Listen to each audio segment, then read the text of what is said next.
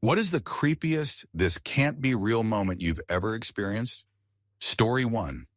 When I was delivering pizzas in my 20s, I knocked on a door and realized right after that I was at the wrong address.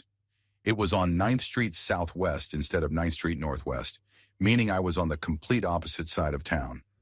As the guy opened the door, I was about to do my usual, "Oh, sorry, I didn't mean to disturb you. Have a nice day," routine for wrong addresses. But the man didn't look confused and was holding money, ready to go. It turns out he had ordered pizza, but accidentally put his address in wrong, which meant I was accidentally at the right place. Our two mistakes perfectly canceled each other out. To this day, I wonder about the actual odds of that happening. It feels like it has to be way more than 1 in a million. Story 2, I wasn't even looking up when I was in the passenger seat during a head-on collision. All I know is there was a huge bang, and when I looked up, it was just a red metal wall on fire. I looked to my right, and there was open street with debris scattered all over the road. None of it made sense. I had no idea where I was or why blood was pouring out of my face and into my hands. I kept staring, trying to figure out what that burning red wall was. Then I turned to my right again and saw a young blonde woman screaming into her phone. I was still trying to understand what the red wall was until I saw a firefighter grab me roughly, asking questions, something about my age. They loaded me onto a gurney, and as I was being wheeled away, I finally saw the entire smashed car. That's when I realized I had been in an accident. The red wall was the hood of the car folded up vertically, and the battery was on fire. None of it made any sense until I saw the whole wreck. Story 3, the hotel cleaning staff came back to the front desk, complaining that they couldn't clean a room because there was an alligator in the bathtub. I thought I had misunderstood something at first. I hadn't. There was literally a decent-sized alligator in the bathtub, about 3 feet long.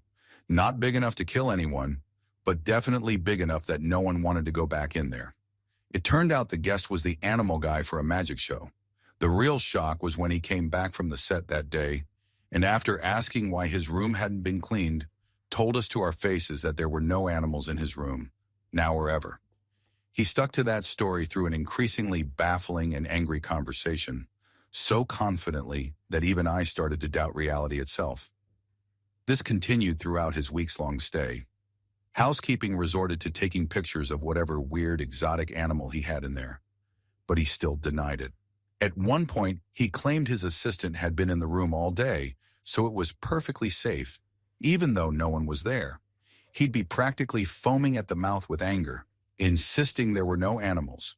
And then we'd find a capuchin monkey loose in the room. Story 4. I was texting my mom asking if she wanted me to pick up food for us on my way home from work. I had been a huge jerk to her that morning before I left and felt bad about it. About 30 minutes later, my dad replied, "Mom's gone. She passed. The ambulance is here." She had died unexpectedly. That morning at 9 o'clock, I was huffing at her to get out of the bathroom so I could shower and go to work.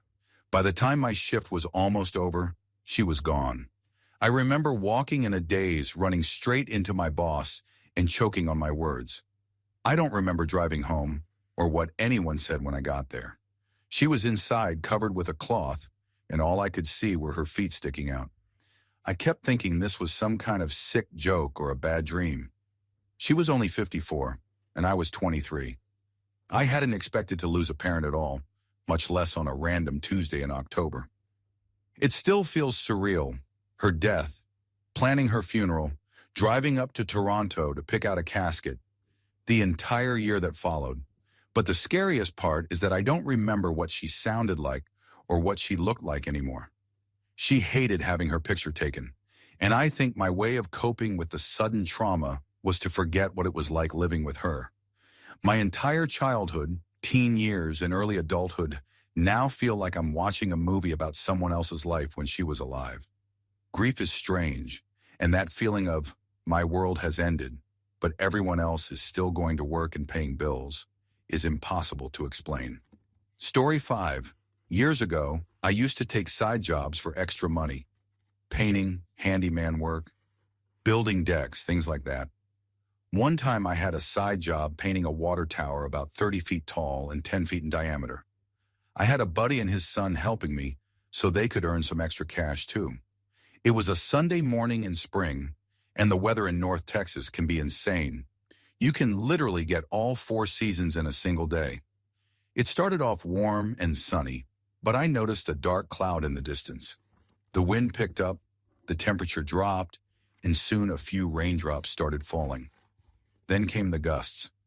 I tried to finish a small section, hoping the rain wouldn't ruin it.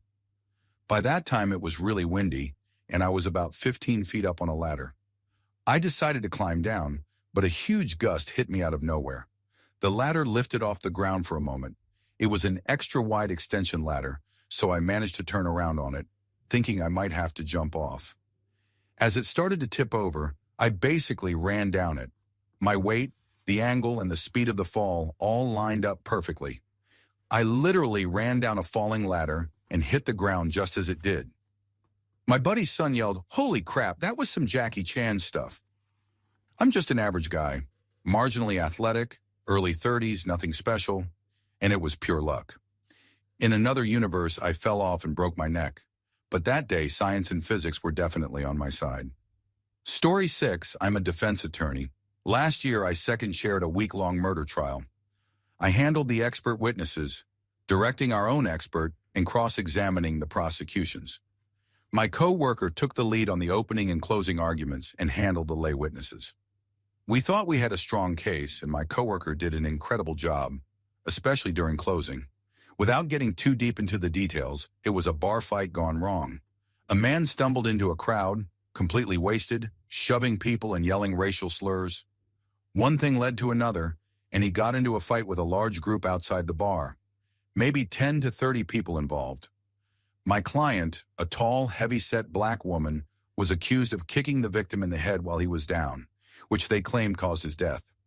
Only 2 people said they saw her do it, sisters from a notorious local family with a rap sheet longer than your arm.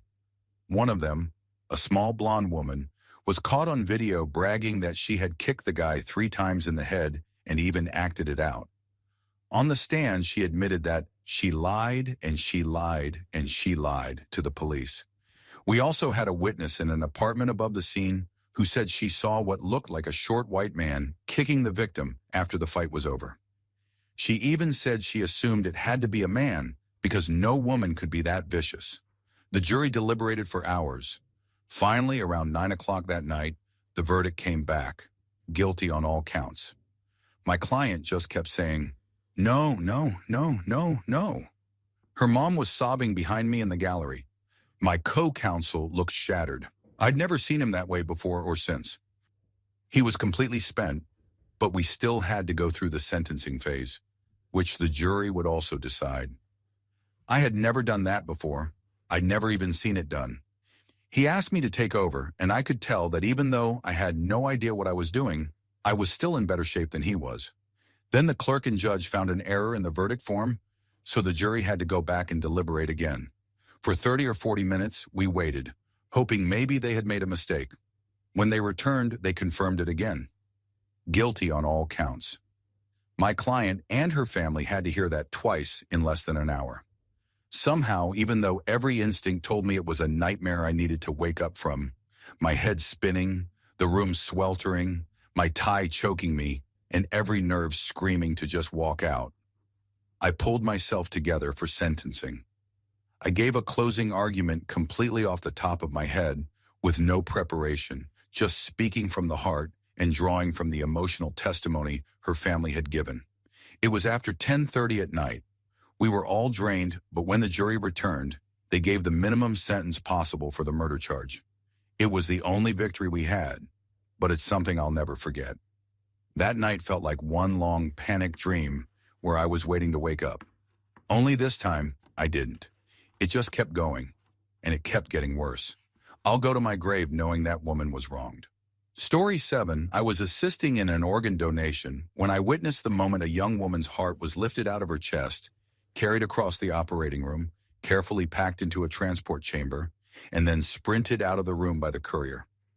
Until that point in the procedure, it hadn't truly sunk in that the patient was deceased because she was a donation after brain death case. She was still warm to the touch and under anesthesia monitoring. Once the heart was removed, we packed her chest cavity with ice and continued harvesting her kidneys, spleen, and vessels. The anesthesia provider then removed her breathing tube and quietly left the room. I remember feeling an intense chill and a slow-motion awareness as her heart was lifted, like I was witnessing something sacred. Later that week, the operating room team was informed that her organs had saved 6 lives. I don't know how those patients are doing now, but I hope that heart is still beating somewhere. Story 8. One night, my elderly neighbor came over and asked, "Want to see something?" I said sure, and she told me to grab my keys. It was already late, but I went along anyway, and she met me by my car.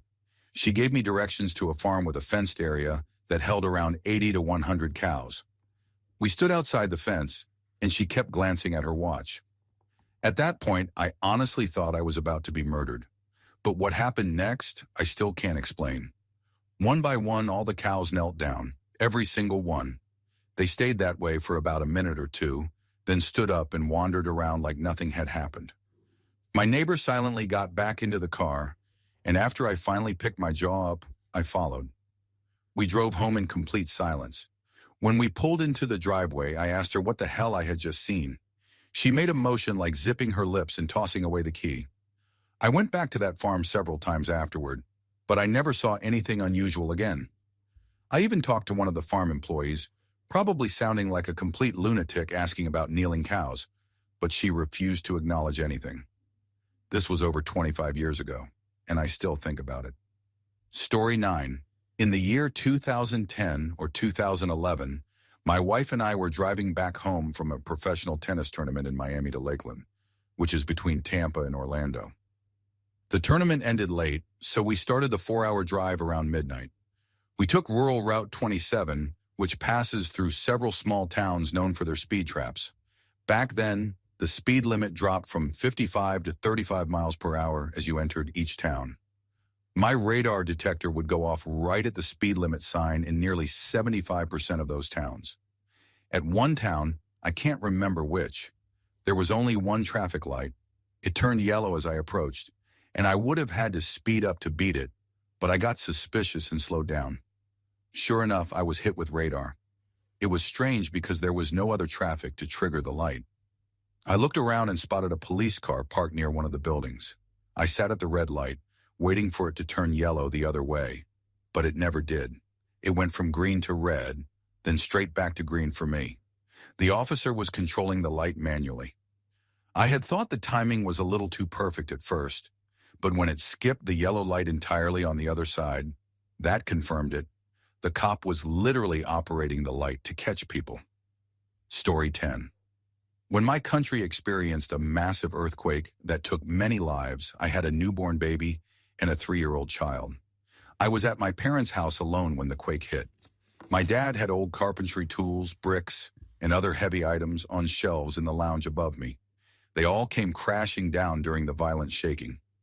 I was thrown off my chair onto the floor.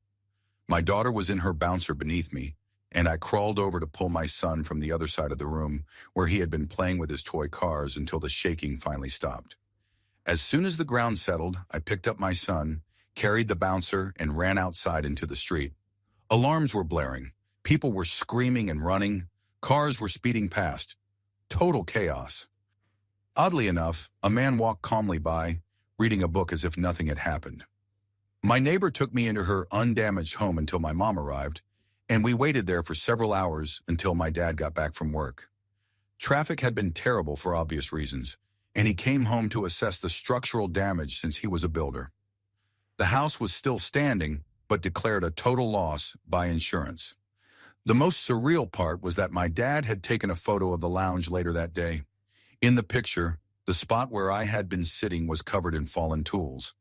If the force of the quake hadn't thrown me off that chair, I would have been killed. My daughter's bouncer was sitting in a clear circle where nothing had fallen, and my son had also been in a small, untouched area. Every other part of the floor was covered with debris. We were unbelievably lucky. After that, my dad never put anything dangerous on those shelves again. Story 11. I was with my then fiancée, now wife, Christmas shopping on November 20th, 2005. We went to Suncoast trying to think of gift ideas left, And as we were about to round the corner, my wife suddenly stopped us and said she'd just thought of getting Friends season DVDs for a friend. So we turned around and walked back into Suncoast. Seconds later, a mass shooter opened fire. We had been walking directly toward where the shooter started firing, so if we hadn't turned back, we would have been right in front of him when he began shooting. I'll never forget the echoes of the gunshots or the screams that followed. I remember running back out to help older people who were frozen in place, trying to herd them into the store, and I'm pretty sure I saw some people get shot. I had run into a co-worker just minutes before the attack, a big tough trucker type, and he saw much more than I did. When he returned to work later, he broke down crying when I asked if he was okay. We got locked inside Suncoast for a while, listening to the gunfire and screams outside, while a store promo film and Christmas music played in the background. It was surreal and terrifying. At first, we thought maybe it was a gang thing since mass shootings weren't so common back then. But as the shots kept coming and people screamed, we realized we were trapped and helpless. We yelled at the employees to let us out through the back. I think we left just as hostages were being taken at the nearby Sam Goody store. As we filed out the back, there were police cars surrounding the area, sirens blaring, and more arriving. Outside, people were crying, screaming, and running. It was total chaos, and we had missed being caught in it by mere seconds, all thanks to some Friends DVDs. Story 12. Where I live, there's a castle just down the road, and the lord of the area still lives there. He's a bit younger than me, and our sons went to the same primary school and became friends. Over time, I became friends with his father, a normal guy, just very aware of his 800-year family lineage. He gets invited to all sorts of events and was once asked to take part in a local regatta, a rowing race. He needed 2 more rowers for a paired relay and invited me to join. I told him I was more of a sailor than a rower, but he said it was just for fun. Another rower was found, and we were assigned the first leg together. I met him the evening of the race, and it wasn't until we were on the water that I realized how seriously he was taking it. He had to lower his expectations quickly after seeing how bad I was. To his credit, he didn't complain and even coached me through it, but we still came in last for the handover. It turned out that this man was a gold medalist in the British Rowing Championships. The second leg didn't go much better. Our other pair were also complete amateurs, competing against seasoned rowers. We finished dead last by quite a distance. We stayed for the presentation of the cups afterward, which were being handed out by the Lord Mayor of the town. By chance, his wife had once been my teaching assistant. There was a special cup for the first boat entered from a local town, not the host town, and since we were the only boat from there, we won it. So there I was, standing beside a lord of the realm, a British gold medalist, and a local historian, being presented a trophy for rowing, my first time doing it in about 20 years, by the Lord Mayor's wife, who used to be my teaching assistant. Definitely not my usual kind of day. Story 13.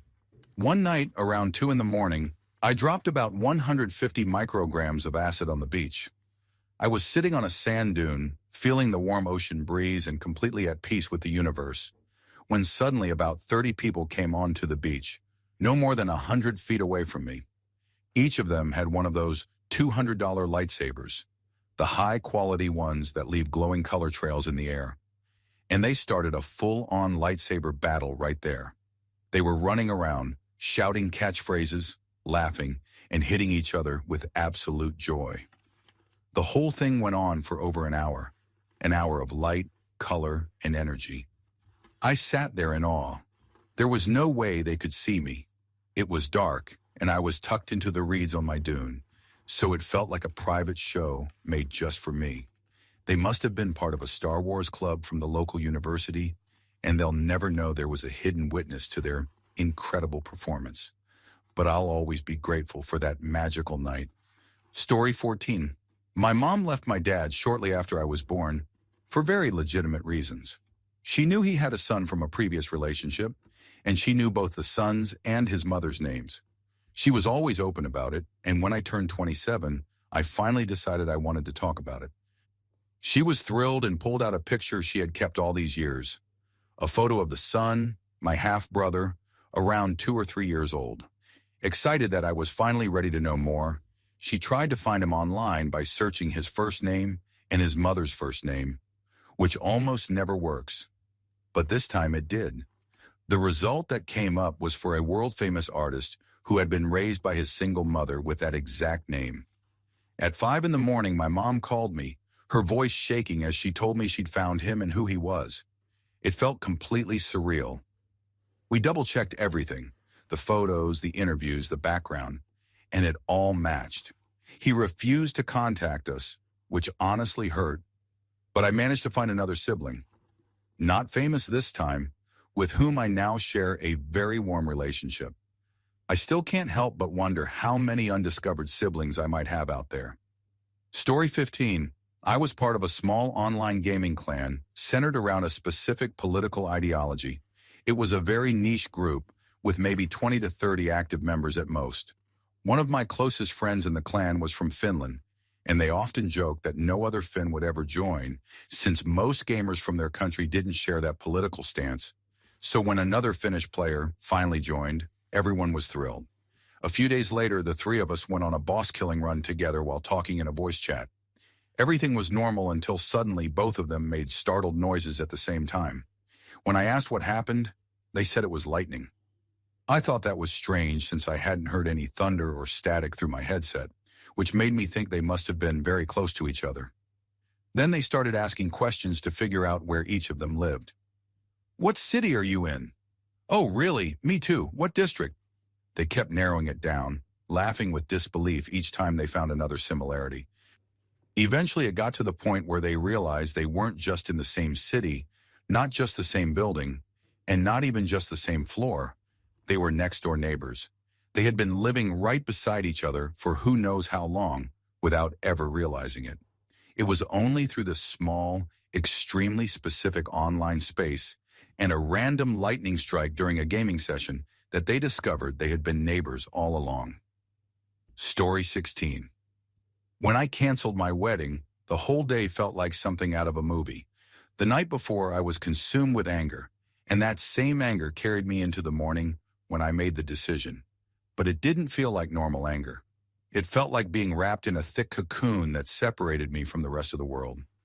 I started making calls one after another. I called the vendors, canceling everything we had booked. I called family members on my side, breaking the news. I even posted the neutral social media announcement saying the wedding wasn't happening. I did all those things, but it didn't feel like I was doing them. It was like I was floating just behind my own body, watching someone else handle the situation. My ex begged me not to go through with it. I remember the look on her face, pleading, crying, but I stayed perfectly calm inside that bubble of anger. It was like nothing could touch me. I gave her nothing but silence and finality. That entire day was surreal. Every action, every word felt detached, as if it was scripted for a movie I didn't remember agreeing to star in.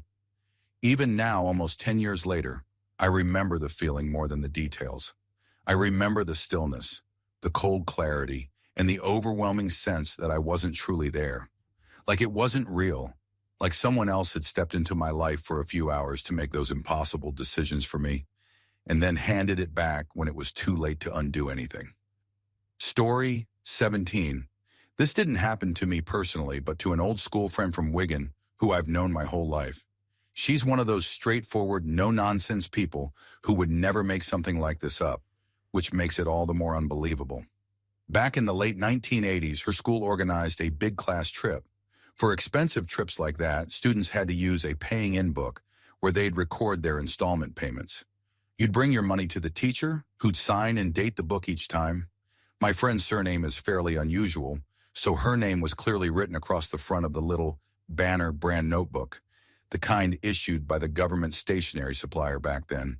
After the trip, she tossed the book in the rubbish and never thought about it again. Fast forward a few decades. Her mother, who had become a teacher in Liverpool, was handed a small notebook by one of her students. The student explained that while their family was renovating their old house and taking out a chimney, they found the notebook wedged behind the bricks of the fireplace. The reason they brought it to her? The name on the front matched her surname exactly. When she examined it more closely, she realized it was the exact same paying-in book her daughter had used for that school trip in the 1980s. Somehow it had traveled from Wigan to Liverpool and ended up sealed behind a fireplace wall, untouched for over 30 years. No one has ever figured out how it got there. Story 18. I once had a bizarre encounter with what I can only describe as a drunk, or maybe poisoned, hawk. I was camping alone in a small patch of trees between farms in rural Nebraska. It was late at night, and I decided to go exploring and check out the small stream running nearby. As I made my way through the trees, my flashlight caught something strange, a large hawk hanging upside down by its talons from a branch. It was alive, completely conscious, and staring right at me. I froze, unsure of what to do, before running back to my campsite to grab my camera. When I came back, it was still there, blinking slowly, wings slightly spread. I snapped a few photos, and then it suddenly dropped, flapped awkwardly, and landed on another branch, this time upright. It kept doing this over and over again, shifting branches like it was struggling to stay balanced. Its movements were jerky and uncoordinated, almost like it was dizzy or heavily intoxicated. My best guess is that it had eaten a poisoned rat or some kind of contaminated prey from one of the nearby farms. Not enough to kill it, but enough to leave it completely disoriented. Watching it stumble from branch to branch was both fascinating and heartbreaking. It was the kind of strange, haunting sight you can't look away from. I stayed there for nearly an hour, watching the poor thing until it finally managed to steady itself and fly off into the darkness, disappearing into the night. Story 19. My poor mom had never once had a birthday party for herself, so for her 50th birthday, we decided to throw her a huge surprise celebration. Friends were coming from all over the country, some even from abroad. Everything was set up perfectly, and she had no idea that anything was happening. While I was getting ready, my brother called me, which was odd because he never called. He was crying uncontrollably, and I instantly knew something was wrong. Through sobs, he told me that our grandfather, my dad's father, had died, and the police were trying to get access to his house. It turned out he had choked on a ham sandwich the night before. The man had beaten cancer multiple times only to die choking on a sandwich. They found him barely an hour before the party was supposed to start. We had to cancel everything, and my mom's long-awaited birthday celebration never happened. My dad had to bury his own father instead. The whole day was so bizarre and surreal, like a movie that shifts from joy to tragedy in an instant. Later, once the coroner's report was released, the story made it into the national newspaper. My grandfather, who always had a dark sense of humor, would have gotten such a kick out of his death by ham sandwich being announced to the entire country. Story 20. I have a few stories, and though I'm not a great writer, these are the ones that stayed with me the most. I was 16 years old, living in a small Kansas town. My parents had gone out for the night, and I'd gone to the county fair and out to eat with friends before coming home to an empty house. That wasn't unusual. My parents were big partiers.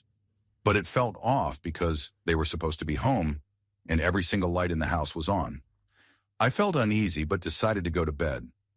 Later that night, I woke up to see my grandmother standing over me, telling me to get dressed and come downstairs. She had never been in my room before, and I was groggy and confused. She repeated, "You need to hurry, get dressed and come downstairs." Still half asleep, I grabbed my shoes and went down the stairs. On the way down, I caught the reflection of a police officer standing at the bottom. I sat on the step to put on my shoes, and my grandmother stepped out of the kitchen with the cop beside her. "Your mom and Jim were in a wreck, and Jim died," she said. She reached out like she wanted to hug me, but I just kept tying my shoes. My mind couldn't process what I just heard. It turned out my parents had gone off the road into a field, and no one noticed for about 5 hours. Both had been alive at first, but my dad died as they arrived at the nearest hospital. My mom was airlifted to a trauma center with severe injuries, a broken back in 6 places, a broken neck, shattered ribs, a collapsed lung, and internal damage that required removing her spleen. That night marked the beginning of a completely different life for me. The second story happened when I was a junior at an English boarding school in Texas, of all places. Before class one morning, my legs started burning and itching. I looked down and realized fire ants were crawling up through cracks in the brick floor of my dorm room. I had an allergic reaction and passed out just outside the nurse's housing unit. They rushed me to the hospital and gave me shots to stabilize me. For the next few nights, I stayed with another girl who was a light sleeper, just in case anything else happened. After a few days, they fixed the floor and let me move back in. My house parents, the husband also being my dean of students, were nervous and checked on me a few times at night. During one of those checks, the dean noticed I was breathing strangely. He yelled for his wife, and I remember hearing a faint voice, like in a dream. Apparently, when they pulled the blankets off me, I was covered in fire ants again, like something out of a horror movie. Right then, I stopped breathing. They called an ambulance, and I was rushed to the emergency room, where my heart started acting erratically. They had to defibrillate me. I woke up in the hospital sore, with wires and tubes everywhere, completely disoriented. I had literally died because of fire ants. The third story happened years later when my daughter woke me up, screaming that my boyfriend had fallen down the stairs and wasn't moving. I ran downstairs and it was obvious he wasn't breathing. No pulse, no heartbeat. I froze for a second before instinct kicked in. I called 911, put the phone on speaker, positioned his head, and started CPR. What made it more surreal was that when the first officer arrived, he just stood there watching me do CPR. He didn't help at all, just talked on his radio. Dispatch told him to use Narcan since they didn't know the cause, and instead of helping, he handed it to me and told me to do it myself, while I was still performing CPR, wearing nothing but a short nightgown. I kept going for about 25 minutes until the ambulance arrived. When they finally took over, they didn't even bother doing CPR at first. They assumed he was gone. I went upstairs to put on pants, completely numb. Then they did another round of Narcan, because that's the standard procedure, and suddenly he took a deep breath, scaring the hell out of everyone. He was alive. The whole thing felt unreal, like a nightmare you don't wake up from until someone starts breathing again. Story 21. For me, the most surreal moment of my life was the day we found out my mom had cancer. I was at work when the hospital called and left a voicemail saying my mom had passed out at her job. She worked at that same hospital, and they asked if I could come down. I left work immediately, thinking she had probably skipped a meal or that the humid weather had gotten to her. When I arrived, they didn't waste a second before breaking the news. They had found a tumor on one of her lung scans, and the fainting spell had actually been a seizure caused by cancer that had likely already spread to her brain. My mom, my brother, and I just sat there in silence. None of us even knew how to react. When I finally got home, I cried harder and longer than I ever had in my life. The kind of crying that makes you feel like you'll never stop. The moment they told us didn't even feel real. Time seemed to slow down, like I had misunderstood what was happening. For days afterward, I'd get hit with waves of shock just replaying that moment in my mind. She passed away 10 months later. Even now, the thought that my mom is gone, that she no longer exists in this world, still feels as impossible and surreal as the day they told me she was sick. Story 22. I was walking down a dirt road in Iraq, talking to an Iraqi police officer I was escorting to the bunker, struggling to understand his broken English. Suddenly, the air was just gone. It exploded past him, tearing his clothes and blowing his hair back. For a moment, I couldn't comprehend what had happened. Then I realized we were both moving. The silence wasn't silence, and all the sounds in the world seemed to crash together at once. Everything after that came in fragments. Drowning, blinding light, searing pain. We had been hit by a controlled detonation, a condiet, that the EOD unit hadn't given a 2-minute warning for. My body armor, the IOTV, saved my life. Shrapnel tore straight through the officer's chest and we both fell into a fish pond. He drowned almost instantly. 2 more Iraqi police officers behind us died as well. The last thing I clearly saw with my left eye was the shock wiping the smile off that man's face. Sometimes it still feels like it didn't happen to me. Like it's something I watched on a screen. But being nearly blind and deaf on one side is a constant reminder that it was all real. Story 23, I went to my local Chinese takeaway to grab some dinner one night, only to walk straight into what looked like a bizarre standoff. A wild-eyed Scottish man was yelling at the tiny, terrified old man who ran the shop. Apparently the Scotsman had bullied him into calling a taxi, but was now accusing him of lying and calling the police instead. The shop owner was insisting he had called a taxi, clearly just trying to get the man to leave, but the guy wasn't buying it. I stepped in to try to calm things down, and the man immediately turned his attention to me.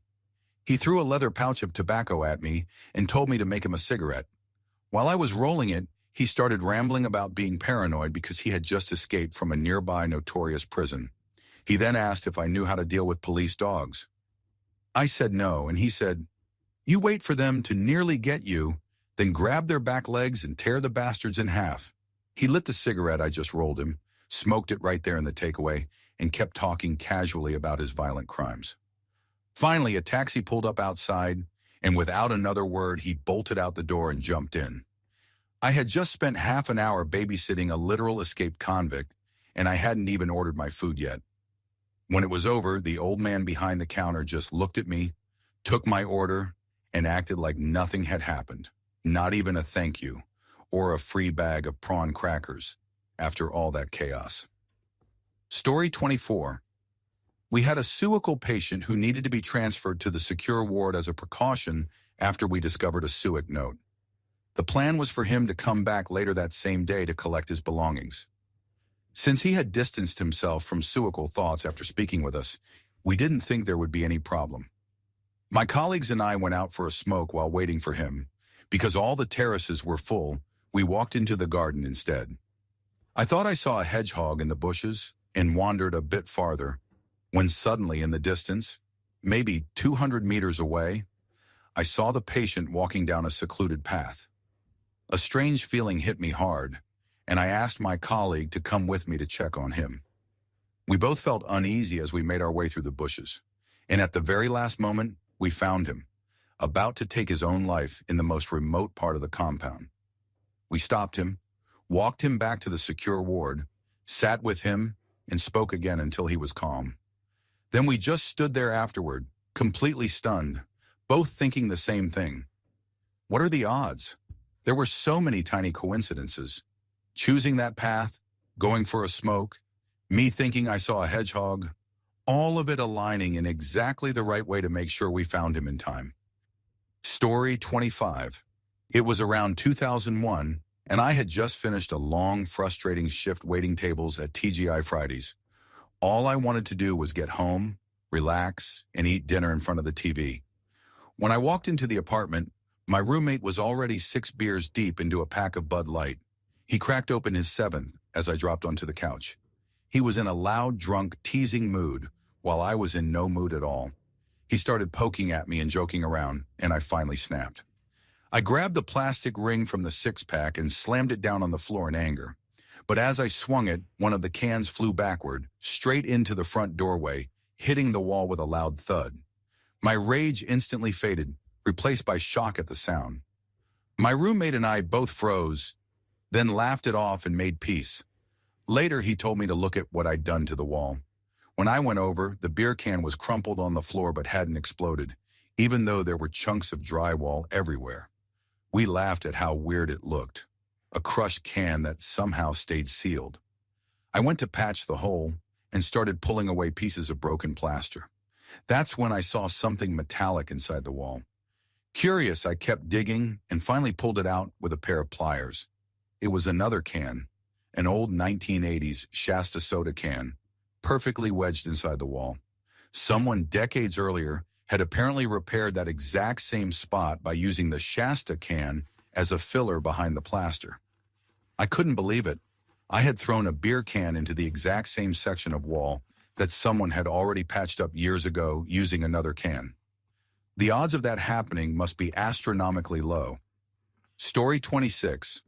I work at a clinic and always kept a bright orange water bottle there. Hard to miss, with a rounded, tapered end always sitting in the exact same spot. One morning I came in and it was gone. That immediately threw me off because no one ever moved it, not even the cleaners who had been there the night before. I figured maybe they shifted it to clean, but it had never happened before, so it didn't make sense. I asked everyone in the clinic if they had seen it. No one had. Around lunchtime, I was going crazy trying to figure out what happened. We called the cleaner, and he swore he hadn't touched it or even seen it. Then around 1 or 2 in the afternoon, my coworker Kay said she had found it, hidden with a bunch of loose tools and medical instruments. It was completely slick on the outside, covered in some kind of greasy residue. That's when we noticed that one of the tubs of Vaseline we keep in the clinic had been scooped out, like 3 thick fingerfuls missing, messy and obvious. When we wiped down the bottle, we realized it was speckled with little brown stains. My coworker Jay called the cleaner again, asking if he was absolutely sure he hadn't touched it. He doubled down, swearing he hadn't. Jay then said calmly, "Okay, I just wanted to check before we look at the camera footage." There aren't actually any cameras in the back. The cleaner suddenly panicked and asked, "You have cameras back there?" He started stumbling over his words, apologizing, saying he'd compensate us. About 45 minutes later, he showed up at the clinic with $50 in cash, insisting it was to make up for the confusion. After that, I stopped keeping a water bottle at the clinic, because you never know when someone might decide to do something disturbing with it. Story 27. It was September 27th, 2024. I was home when I heard an enormous rumble outside. I looked through the window just in time to see my neighbor's tree crash to the ground under hurricane-force winds. I rushed to the basement and was shocked to see daylight and rain pouring through where a wall had been.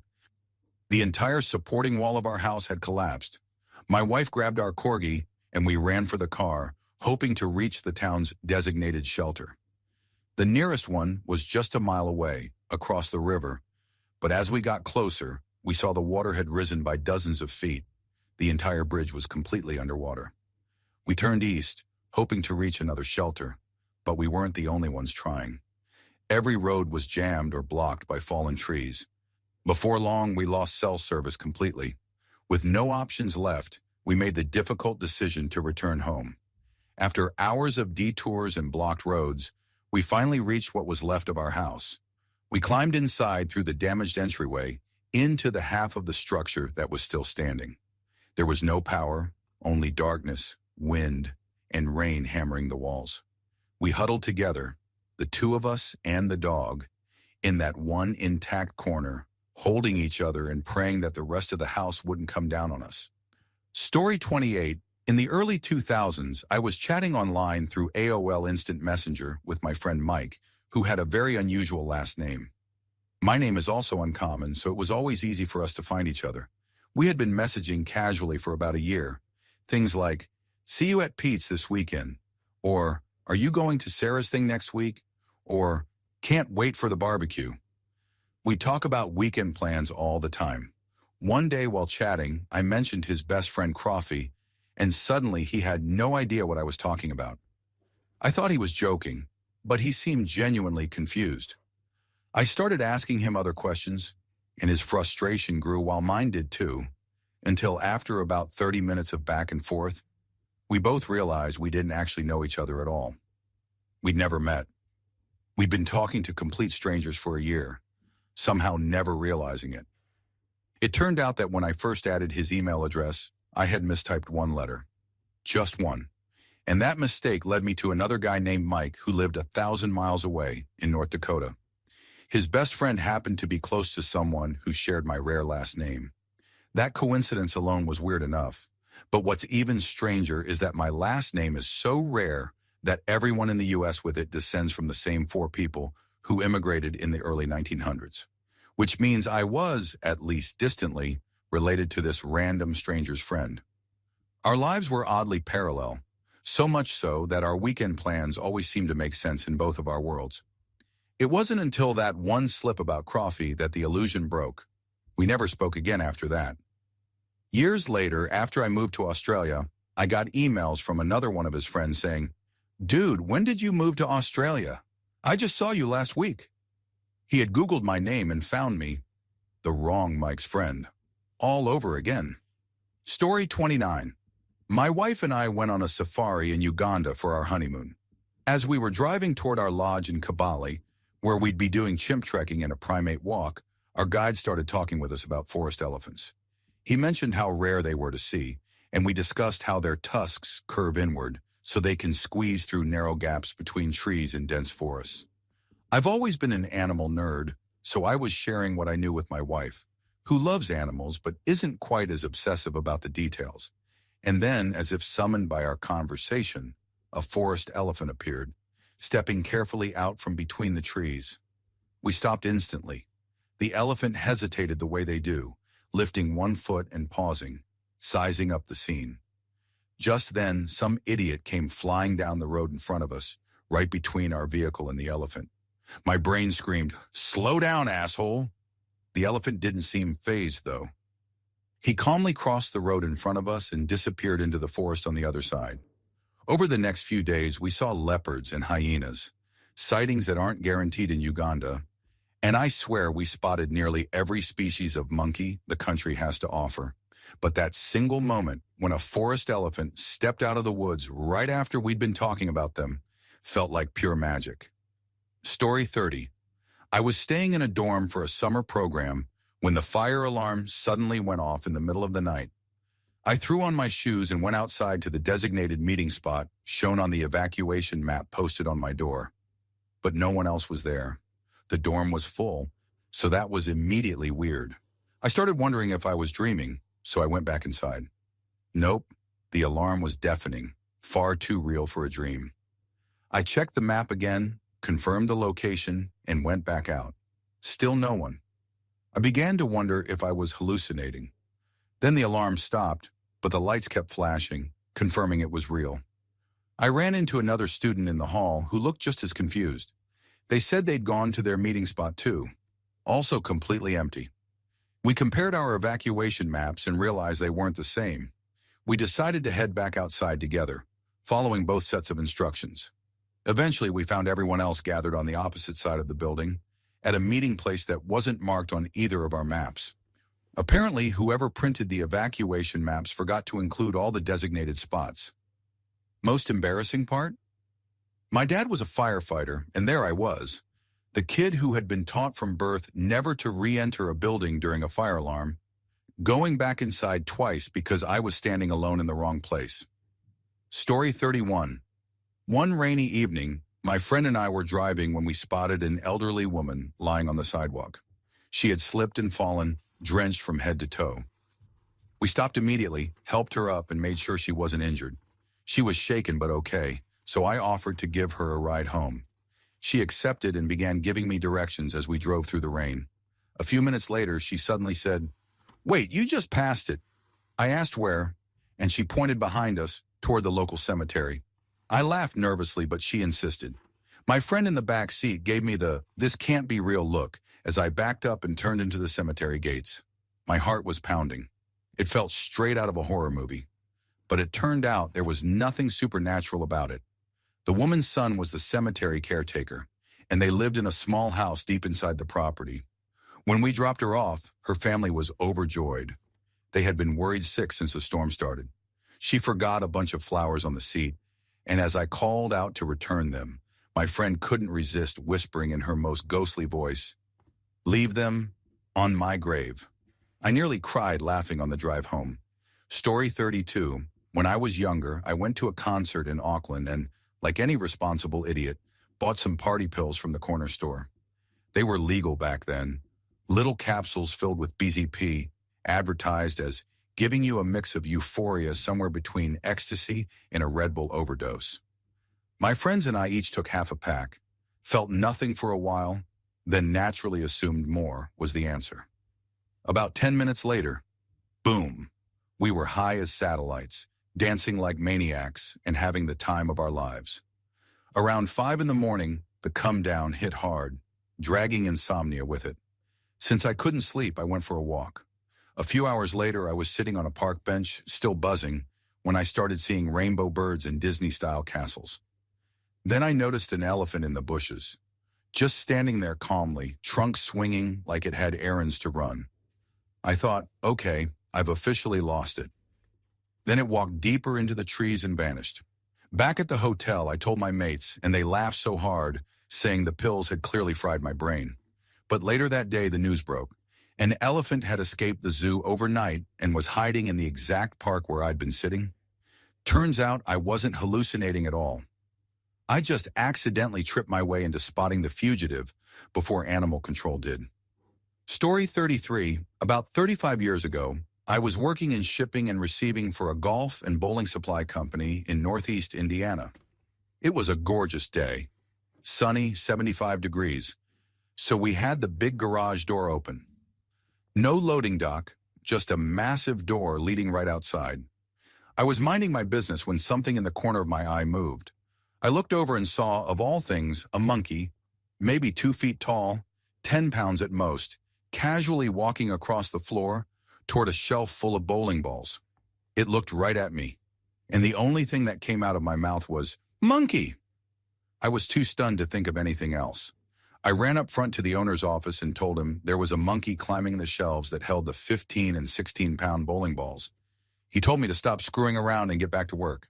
I told him he could keep my paycheck if I was lying, because even the guys printing t-shirts had seen it. He finally came to the back, saw it himself, and asked where it came from. I said it just walked in through the open door, didn't stop to chat, and reminded him that the Fort Wayne Zoo was less than a mile away. He called the zoo, and that's when they realized they were missing a monkey. Animal control showed up, safely caught it, and took it back. To this day, when I tell the story, no one believes me, but I'll never forget yelling "monkey" at work like a lunatic. Story 34. My engagement ring has a spiky raised stone, and I used to fidget with it constantly without realizing it. One day, while working in a busy cafe, I touched my ring and felt an empty socket. Complete panic. The building was old, with crooked floors and gaps between the boards. The perfect place for something tiny to vanish forever. I ran around searching everywhere. Then I remembered I'd gone to the restroom earlier.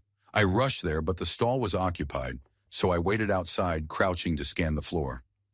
Nothing. I got up, told my coworkers, and we all started searching. After about half an hour, I remembered hearing a small plink sound while pulling my pants up earlier. Something hitting the porcelain. My heart dropped. I ran back to the toilet, moved everything off the floor, and looked down into the bowl. There it was, something glimmering faintly at the bottom. Without thinking twice, I plunged my hand straight in. And yes, it was my diamond. Somehow, despite 5 or 10 customers using the toilet in that time, it hadn't been flushed away. I got incredibly lucky. No one had gone number 2, so the heavier diamond sat at the bottom while the lighter toilet paper had flushed past. I never thought I'd be grateful for old plumbing, but that day, it saved my engagement ring. Story 35. When I was 12, I woke up in the middle of the night needing to go to the bathroom. I reached out for the light switch on the wall and instead jabbed my fingers into something warm and solid, the chest of something. I looked up and saw what I can only describe as a gray alien, but it didn't look like the ones you see in movies.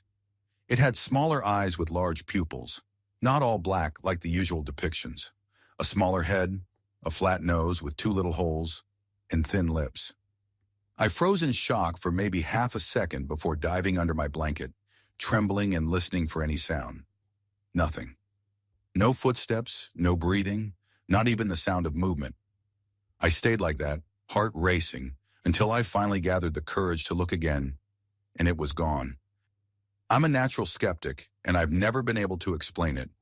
The only theory that makes any sense is that maybe my dad was playing some kind of cruel prank, but I never asked him, and he passed away 19 years ago.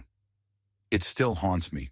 When people talk about seeing strange things, I usually assume they fall into one of 3 categories.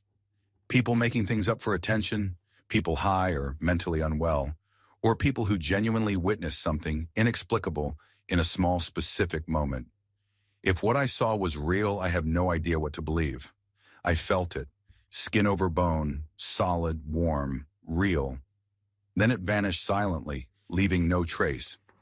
I've accepted that I'll probably never know what really happened, but that uncertainty still eats at me after all these years. Story 36. My husband and kids had already moved to our new duty station, but I was still waiting for medical clearance to join them. During that time, I was living out of my car, camping wherever I could. One day, while trying to make the most of my situation, I decided to go on a little solo adventure. I'd always wanted to see Arcosanti in Arizona, that futuristic experimental eco-city. But tours were by reservation only with at least 24 hours notice. Still, I sent an email request, figuring it was a long shot. As I started driving towards Sedona instead, my phone rang right as I reached the fork in the highway where you either turn towards Sedona or Arcosanti. They told me it was fine to come up that day. They'd fit me in for a private tour. So I turned the wheel and headed for Arcosanti after all. The visit was incredible. I explored the architecture, wandered the desert paths, and soaked in the quiet. Afterward, I decided to treat myself and drive out of my way to eat at a restaurant owned by one of my favorite musicians. When I arrived, the staff mentioned they were closing early to attend that same musician's final Arizona show with his band, which of course was completely sold out. Even the worst seats were gone.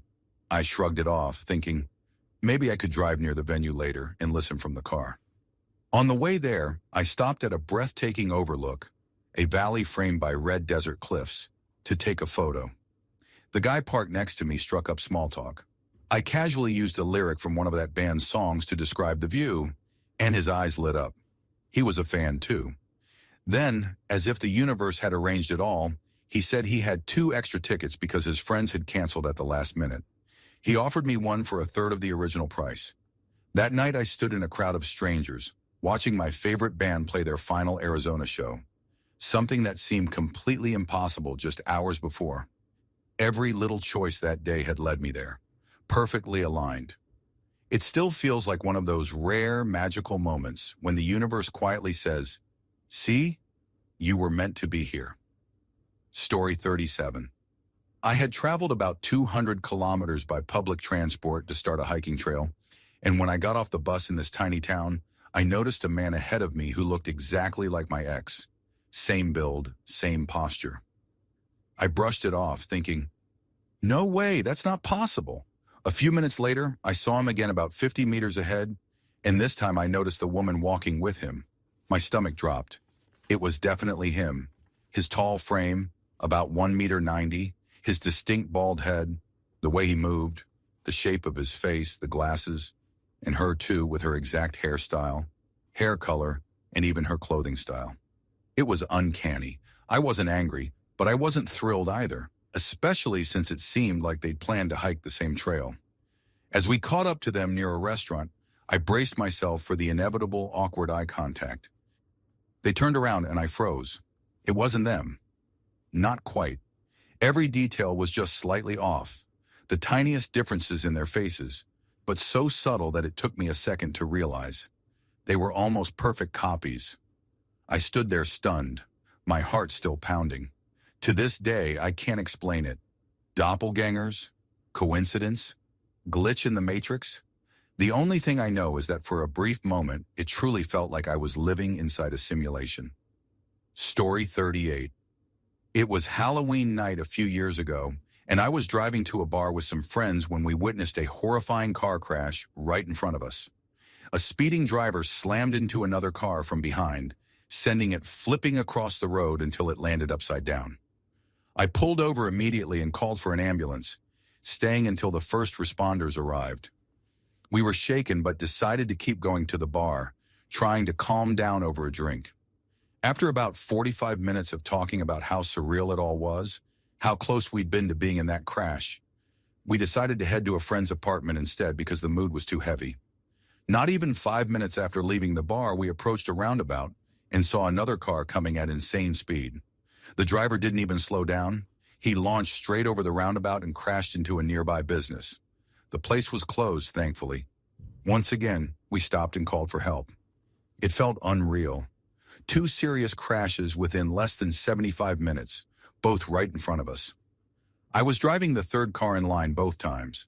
I even took screenshots of my 2 calls to emergency services that night, though I can't find them anymore. It's been almost 4 years, and it still feels like a dream. Like my mind refuses to believe we actually witnessed that much chaos in one night. Luckily, as far as I know, everyone involved survived.